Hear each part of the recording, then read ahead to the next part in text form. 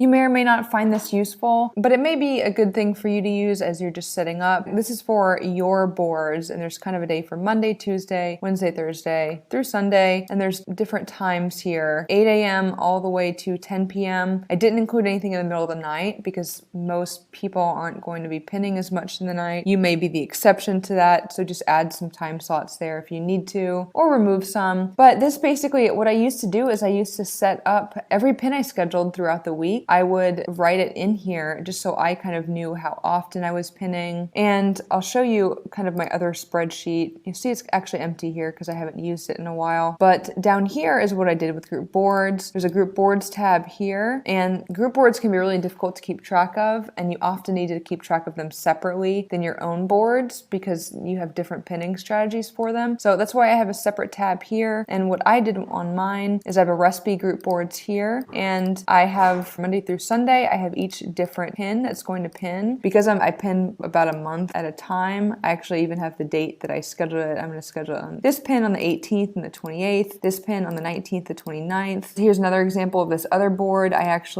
can pin to this one 3 times a day. So I decided that 7, 8, and 9, 12 p.m. were the times that I should pin based on my highest traffic. And then I actually listed out each one that I was pinning through because I can pin 3 times a day. So Monday would be detox tea, then this article, then this article. Tuesday is this one, then this one, then this one. I know that seems a little bit confusing. If you're not familiar with Excel, you may not find this very useful. I have a very analytical personality. Organizing them this way kind of helps me get it straight in my head when I'm planning out my different pinning strategies. And then I can just take this stuff, and then that's what I kind of use to go ahead and know which pin to pin next in Tailwind. It's totally up to you if you want to play around with this. You may want to kind of plan it out before your first couple times making new strategies, and then go ahead and use it in Tailwind. But you may find that you don't quite need it because Tailwind is so organized. You can also see that I've kind of highlighted stuff in red. These are some of the stuff that after looking at my Tailwind analytics, I decided, you know what, those pins aren't doing very well anymore. I should probably just remove them. So I just made notes to kind of remove these pins. For another account that we had a bunch of group boards on, I titled out, okay, these are the articles that I have to post. These are my weight loss group boards right here. These are all related to yoga, and these are all related to food. And then I could kind of decide which articles need to go under which boards. I know this is kind of a lot to take in. Again, you may not need this resource. I did just want to include it in case you did. So you can definitely play around with this, and I will see you guys in the next video.